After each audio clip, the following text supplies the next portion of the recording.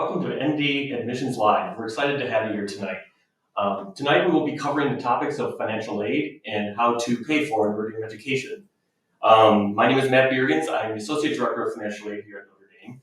I'm also a former resident of Dillon Hall, probably the best dorm on campus.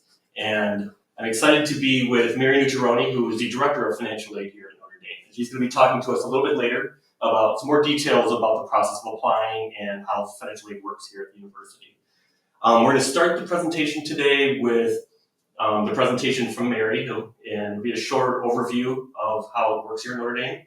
And then that'll be followed by answering some questions that you have already submitted prior to or when you signed up to be at this webinar. And then also we'll be answering some questions that you can submit while we're talking. So at this time, Mary. Thanks, Matt, and welcome everyone. We're pleased to have you with us tonight. And as Matt said, you can see the agenda here. We're going to touch on merit scholarships, just provide a little update to you. We've had a lot of questions about merit scholarships. We're going to talk about need-based scholarships, applying for aid, monitoring of the student financial aid application, where we are with getting decisions out to people, and again, as Matt said, we had some pre-submitted questions, but we also welcome the questions from the audience as we go. There we go. So merit scholarships, all admitted students have been considered for merit scholarships. We have a very limited number of merit scholarships, and the selections are made through the Notre Dame Scholars Office. Those selections were actually made in mid-March, and the students who were selected have already been notified. So that process is now complete. I know we had a lot of people wondering if there was still time to apply. There wasn't a separate application process, as I mentioned. All of the students who were admitted were automatically considered. So our merit scholarships are for students on entry. So that is not an opportunity that a student might think they can receive once they are here at Notre Dame. But we do invest a significant amount of money in our need-based scholarships. So that's where I want to concentrate us for the next portion of my comments here. I strongly suggest that families complete the financial aid process. So to give you an idea, in 2022, the median need-based scholarship was about $55,000. So we also offer, on the basis of financial need, alumni club scholarships. And I'm going to talk more about that in a little bit. We use two financial aid applications at the university. One is the most common, is the free application for federal student aid, or the FAFSA. We also use the CSS financial aid profile. And we use that secondary application because it gives us a much more holistic picture of a family's circumstances, maybe changes in income, things like medical expenses, support of an elderly parent, any of those kinds of things. And the documents that we require from all families are things like a federal tax return from 2021, verification worksheet, and typically those are uploaded through what is called the College Board IDOC service. I know we're getting questions. We had some in advance. Is it too late to apply for financial aid? No, it's not too late to apply. So families may still complete both the CSS profile, the FAFSA, and upload their tax documents. We review applications in the order they are received, and we continue to roll out financial aid decisions on a daily basis. So if you haven't applied, but you would like to see if you demonstrate eligibility for need-based assistance, or if you are looking for something like the federal student loan programs, you need to do at least the FAFSA application. So I want to turn it over to Matt for a minute because I want him to talk a little bit about what we call our financial aid application, how to monitor that. So Matt? Thank you, Mary. In order for us to actually evaluate your eligibility for need-based financial aid, we have to make sure that we actually have all the documents required and we're able to review them. And the best way for you to know if we have a completed file for you is to log into your applicant status portal or your applicant status page. And within there, you'll find two tabs. One says admissions and the other one says financial aid. You'll just want to click on that financial aid tab, and that will open up the information that we post online. And that is the checklist. And looking at that, you can see what documents we've actually received and also which documents we have not yet received. So if you look at your list and you see some red X's there, that means we still need that document, and you're going to want to make sure to get that to us as soon as possible. Tax documents and forms, that sort of thing that might be outstanding, you'll want to upload to the College Board iDoc portal. FAFSA and the profile, if those are listed as not received yet, you'll want to go online and submit those online applications. Matt, can parents use the applicant status page? I assume the answer to that is no, but I've seen a couple questions on that come in while you were talking. Yeah, unfortunately, this is something that's available only to the student. And so you'll have to have your student log in order to view what's on there and have the student then relay what they see on the portal or show you what's on the portal. Great, thank you. So timing of financial aid notifications, again, I saw some questions come by. What are the applications that we use? We use two financial aid applications, the FAFSA and the CSS profile. And then as Matt said, we also request other documents. So that is how you apply for need-based financial aid. Timing of notifications. We started to send notifications out for early action students in February. And then we started to send regular decision notifications out in mid-March, and we have been sending them out on a daily basis since that time. So if you're looking in the students' financial aid tab and all documents are complete, I would anticipate within a week we should be getting decisions. We're nearly complete with our reviews. So if you're wondering, you certainly can call our office and ask, and we'll be happy to take that call. We have counselors on staff who answer the phone. We have real people who answer the phone and answer your questions rather than some kind of voice response system. So just know we're working hard to get those out, and we send them both as an email as well as by paper mail. So two things come to the house. And again, the email is sent to the student, the paper packet is sent to the home. Keep in mind that it could look in the applicant tab that everything is complete. What I know from my last files over the weekend we were asking for some additional documentation. I think the biggest question we've had is differences in the parent assets between the FAFSA and the profile. And I suspect it's mostly because the questions are asked in a different way. And one of the things I often see is that parents have reported their retirement assets on the FAFSA. And I can tell that because on the profile they're asked in a different way. So we want to make sure that we're giving the best decision to a student. So it could be everything was complete one day, and then we asked for additional documentation. So again, just to keep an eye on that tab to make sure that we haven't sent another notification. But again, those tracking requests or missing information documents, those are sent on a daily basis as well. And those go to the student. But again, you can also see it in the tab. Moving to alumni clubs. This is again another question. We are so blessed at Notre Dame to have such an incredible alumni network. And so we are working right now with our alumni clubs throughout the country to offer students who have been admitted who demonstrate financial need money from alumni clubs. The majority of the clubs choose to select the students themselves. How do they do that? We provide them with a secure portal.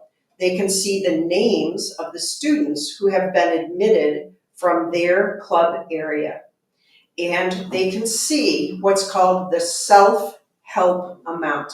Self-help, what is that? It's work and loan or loans. So the maximum self-help a first-year student might have received was $10,400. So that would be the maximum a club could offer to that student. And again, the amount of the award varies depending on the club, how much they have in resources to provide, and how many students from their club area. For most clubs, there's nothing that you need to do with the financial aid application process for clubs. Because again, we have our clubs logging into a portal and they automatically see the names of the students who are eligible to receive a club scholarship. They notify our office, and then our club scholarship coordinator revises the financial aid decision to add that to that being the Alumni Club Scholarship to the student's financial aid offer.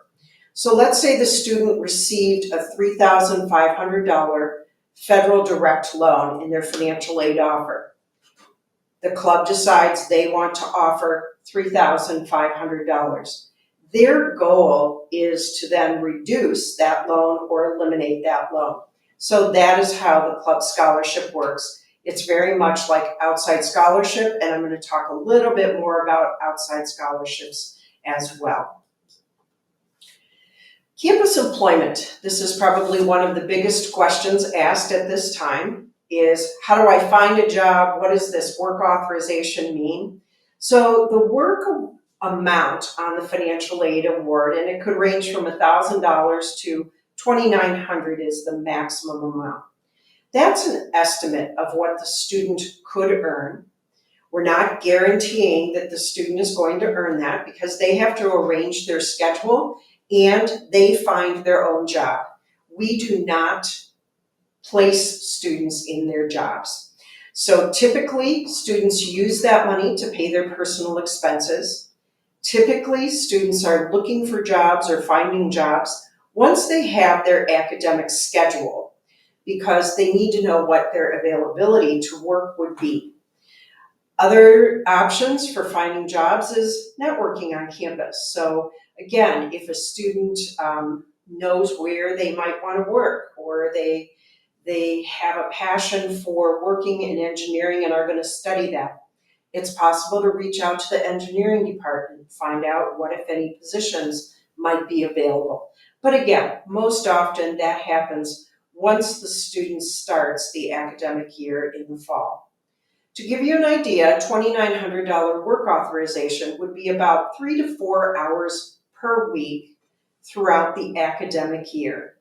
And that's based on a minimum wage of $15 per hour. So again, it's the family choice if they want the student to work. Sometimes first-year students want to wait a little bit, maybe they want to wait the entire year. It's really a family decision.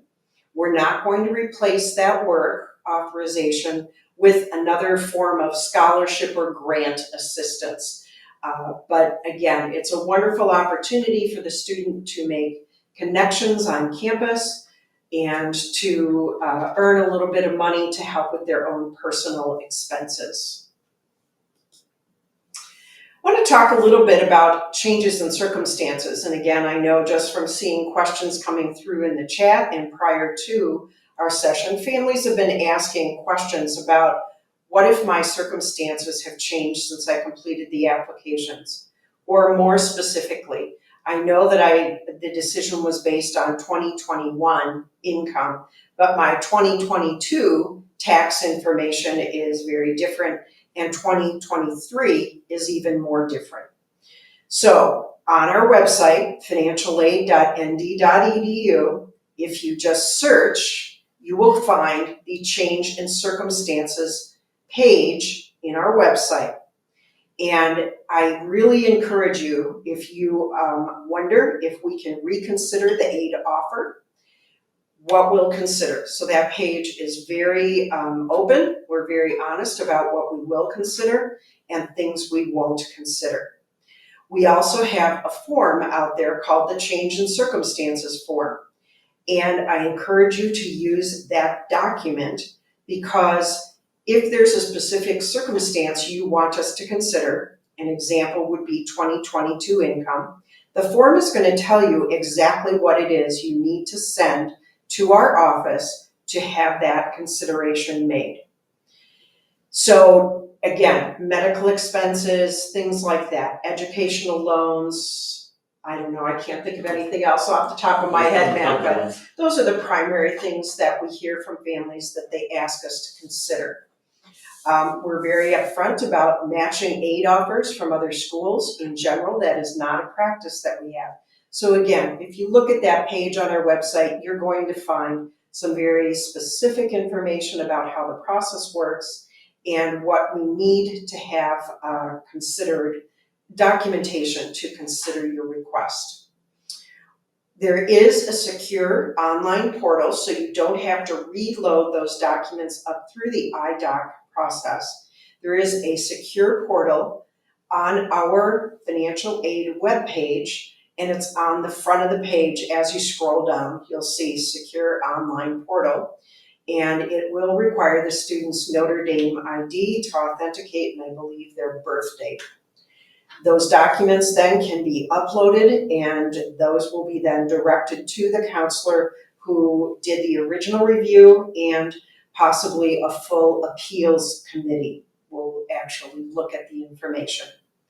Regardless of the outcome, there will be written communication to the student about the outcome of the appeal review. It might be in the form of an email saying, we were not able to increase aid based on the information that was submitted, or it would be an email outlining a revised financial aid offer. As we shared on our website, we begin actually reviewing the changes in circumstances April 6th. So at the end of the week is when we officially will start to review. So again, I know pre-submitted where we sent in a request and we haven't heard. Again, on our website, we want to get decisions out to first-time applicants first, and then go back and look at the requests from families who've already received a notification. So we appreciate your patience in that process, and again, we understand you're trying to make a decision, and we'll try and turn those around as quickly as we possibly can. So, Matt, those are my formal comments, and Excellent. I think now we're ready to try and take questions from the audience. Thank you, Mary. Thank you for all that information. Some of the questions that were sent in beforehand, several people asked about outside scholarships. Sure. Do you have any recommendations on how students find these outside scholarships, and is it possible that they might reduce Notre Dame scholarship? Sure, great questions. One of the things I wanted to do, and I meant to do this earlier, was, and I'm not sure how well you can see this, but this folder came with the financial aid letter tucked in the front. And when you open it up, many of the questions that you're asking tonight are explained or answered in detail inside here. So I strongly suggest you take a look. So outside scholarships is one of those. I think my experience over many years is that the best place to look for outside scholarships, private scholarships, is through the high school guidance office first. They tend to know about the local scholarships first and might have those applications. You may or may not be outside of the time frame of scholarship deadlines for some organizations, but certainly worth a look. There are some large scholarship search engines, things like Big Future, which is College Board. You can apply online, and what the student does is completes a profile of themselves and what they're studying, and then you should receive back information about scholarships the student might be eligible to apply for. Big Future's one, FastWeb is another. Again, we have some of these on our website, so you certainly can apply for those. I know from hearing from students, I'm not going to say never, because we know, for example, on the Big Future website, we have a student who earned, I think, $40-some thousand in a scholarship through the College Board by doing the activities on the College Board Big Future website. So certainly an option to look at that. In terms of treatment of outside scholarship, I think that's probably one of the biggest questions that we have. And the first place I would start is by saying, this is a question you should ask each school and know that each school could be different. So Notre Dame, when we've given the financial aid offer, we've met demonstrated need. So if money comes in, money's going to go out. What's the money?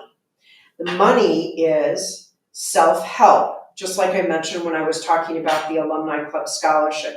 Self-help, loans, federal direct subsidized, unsubsidized loan, the Notre Dame subsidized loan, or work.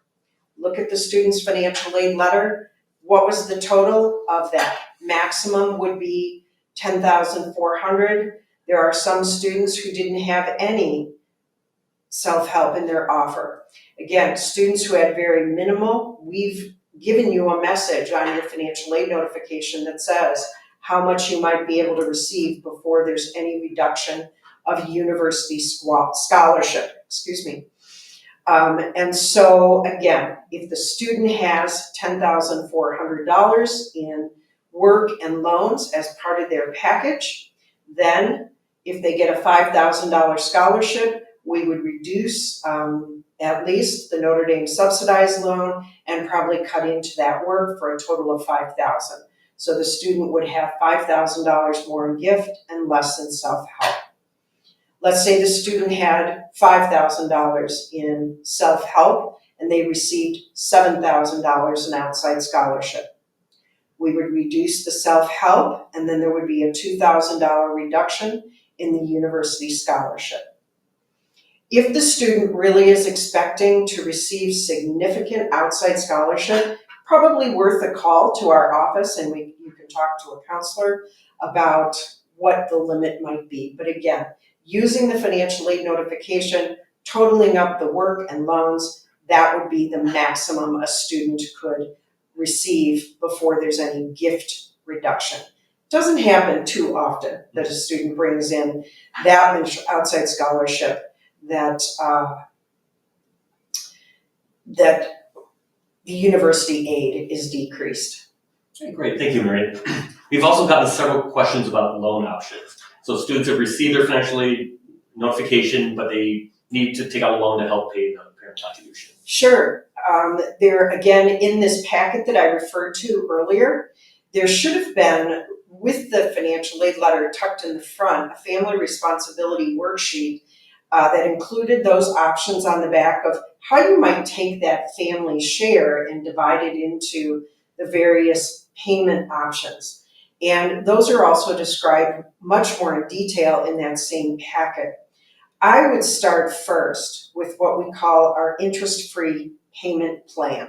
So when you think about the financing, the amount the family needs to pay, I would think about it not just in it's this option or this option or this option.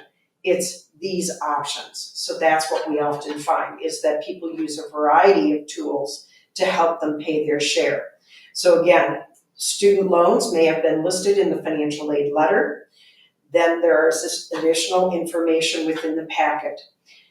The federal student loan, we offer the maximum that we typically offer is $3,500 for a first year. They can borrow up to $5,500 from the federal student loan.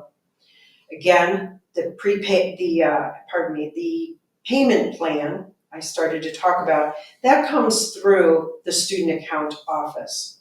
That is a payment plan where you decide, say 10 months, you pay an upfront fee of about $45, and you decide how much you're going to put in that payment plan. And it's not a loan, there's no interest charged.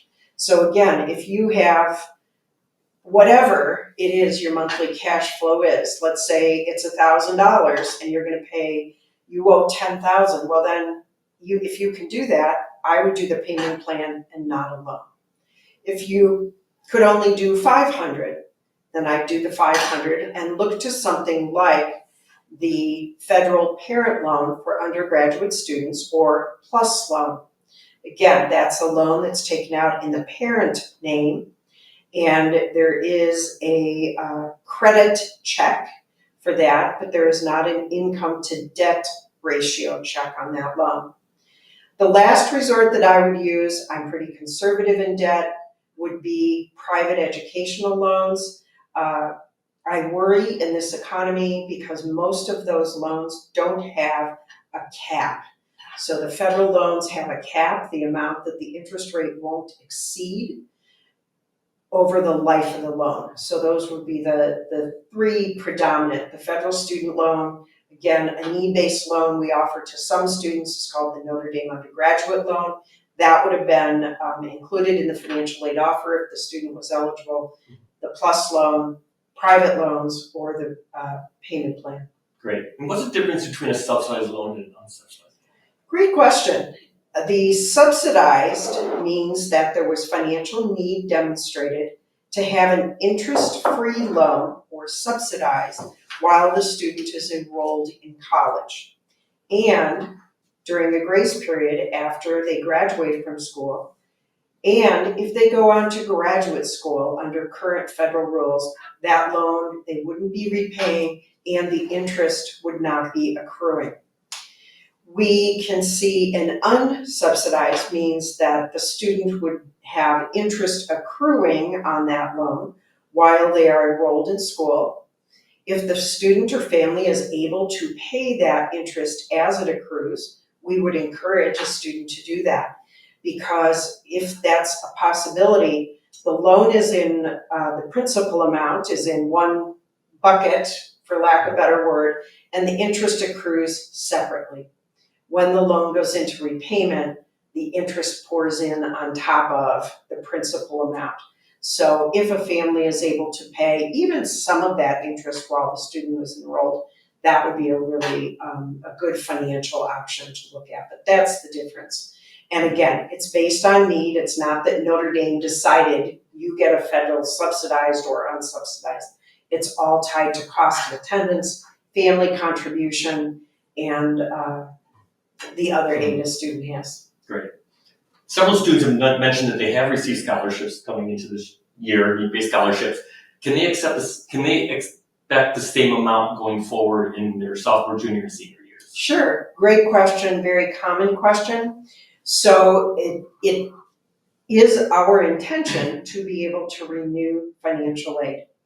That assumes that family financial circumstances remain relatively the same. The major factors are the amount of parental income and assets and the number of family members in college. So if in reviewing, for example, a financial aid application, we noticed that there are 2 in college right now, but by the time the student graduates, the other student will have graduated from their undergraduate program. That could change the financial aid decision. What will the difference be? My best suggestion is to use what's called the My Intuition tool that's out on our website and take kind of your current information, take one out of college, and that may be what the difference would be. We are not able to run simulations for everyone about what would happen in the change. Keep in mind too that income changes, it's not a dollar for dollar change. So if it's a $10,000, it doesn't mean that $10,000 is going to go out.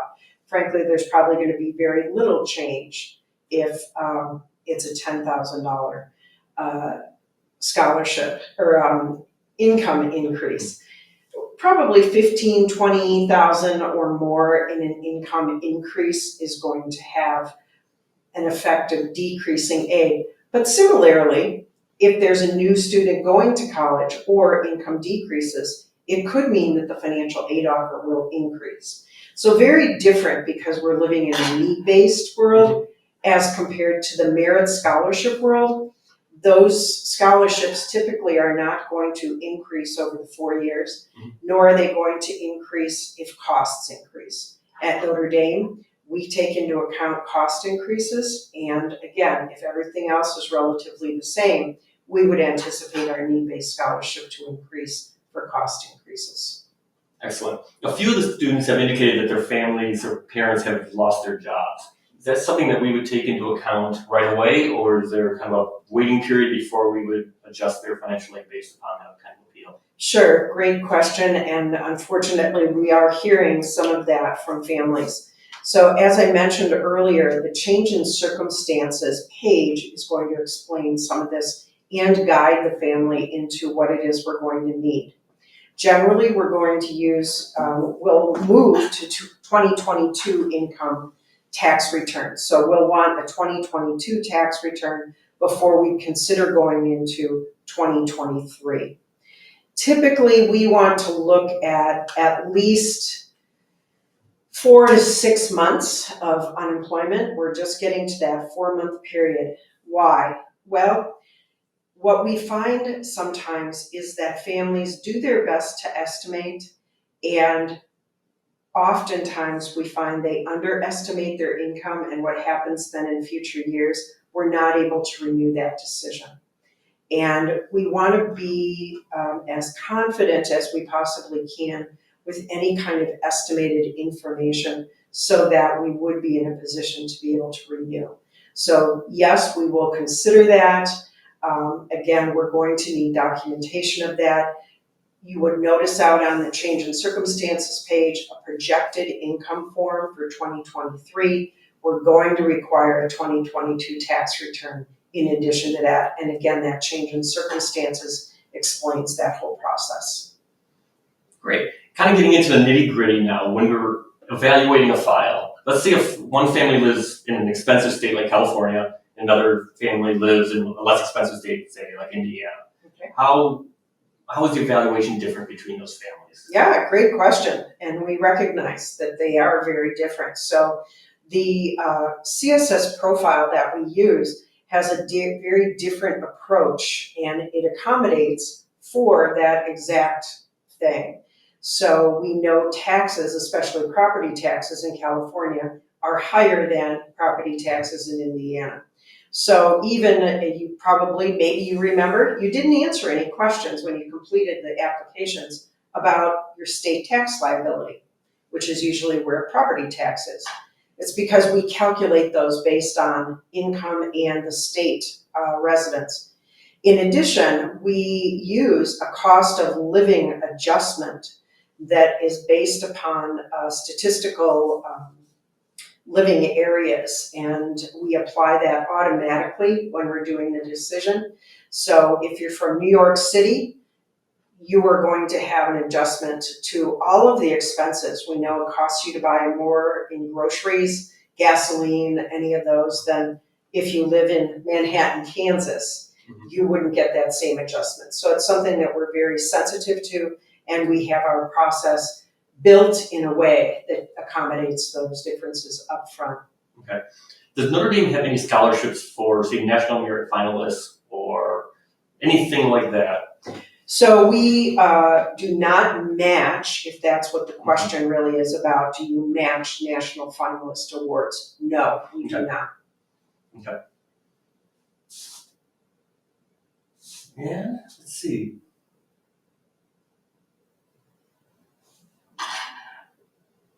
You know, I've seen some questions too.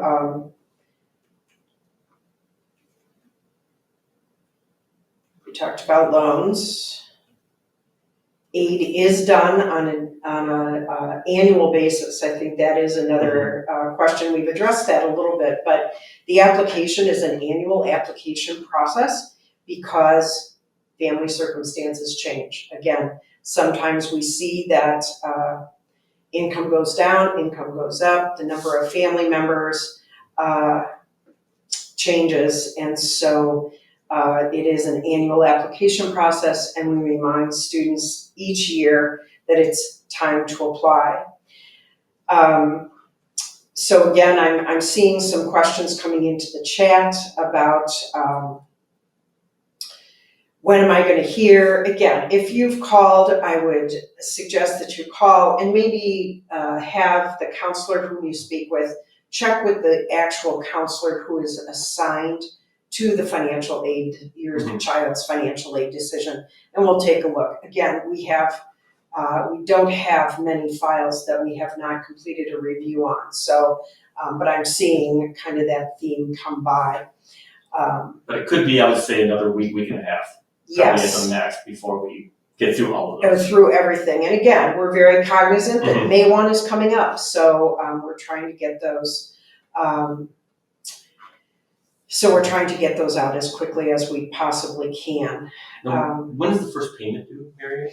For Great students question. enrolled? So in terms of timing, and it maybe even another, and I don't know that it's been asked, is do I have to accept my financial aid? Mhm. We don't have a process like that at Notre Dame. If the student does not want to work or does not want to accept the loans, then we would ask that you send an email to our office at finaid@nd.edu, include the student's name and their ID number, and let us know they don't intend to accept those. But we assume that students are going to accept the scholarships and grants.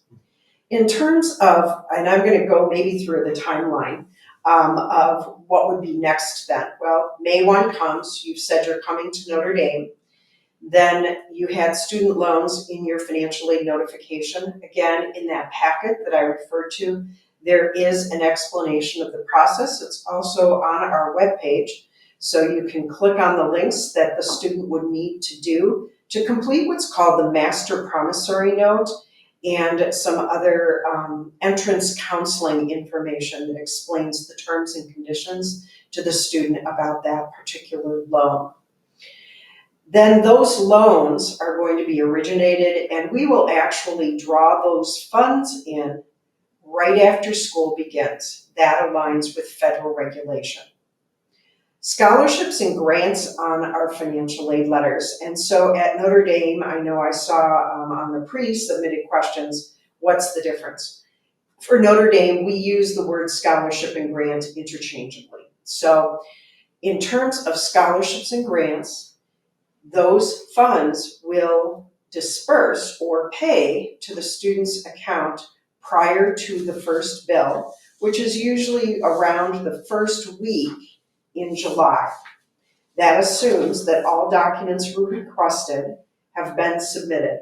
The primary thing we find students miscompleting is what's called the Scholarship Information Release Form, and that's required from all students who received a scholarship on their financial aid notification.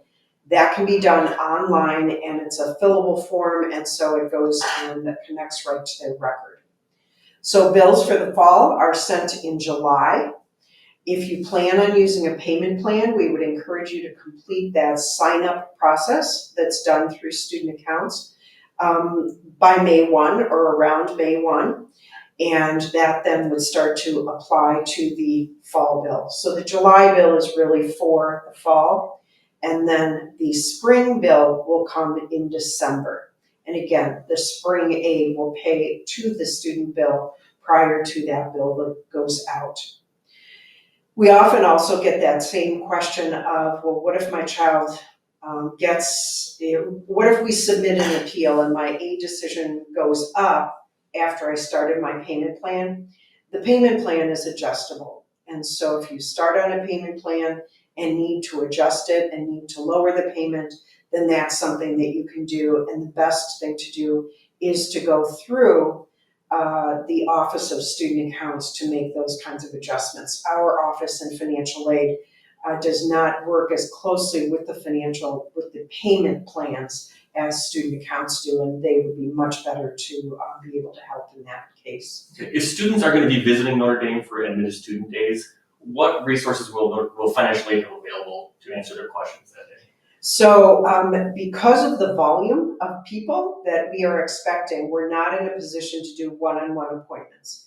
We will have an information session that is very similar to what we've presented here, and there will be staff that stay after, including myself, after those 2 sessions on that day, and we will answer general questions.